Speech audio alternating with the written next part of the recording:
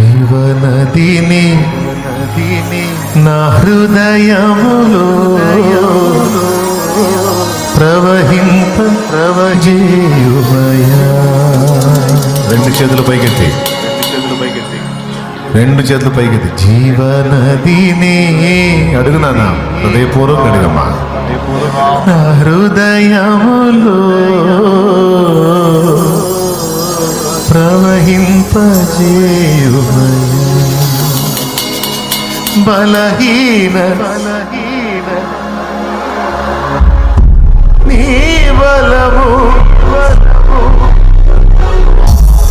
జ్ఞానబలం, ధైర్యం, బుద్ధి బలం, వివేచన బలం, నీకు ఏ విధమైన బలం కావాలన్నా పరిశుద్ధాత్మ ద్వారా నీకు లభిస్తుంది.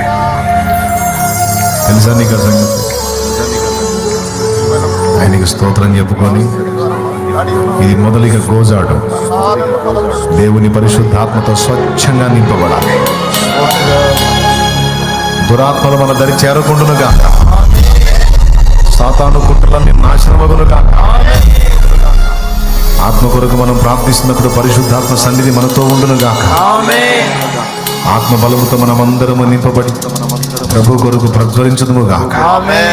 మన ప్రాణ ఆత్మ దేహములు అందరి సమస్త రోగములు యేసు నామములో తొలగింపబడునుగాక. దేహ స్వస్థత, ప్రాణ స్వస్థత, ఆత్మీయ స్వస్థత, త్రివిధములైన స్వస్థతలు యేసు నామమున మనకు లభించుగాక. ఆశా నిగ్రహం, ఇంద్రియ నిగ్రహం, మనోనిగ్రహం నా తండ్రి యేసు నామములో తన ఆత్మ ద్వారా మనకు దయచేయునుగాక.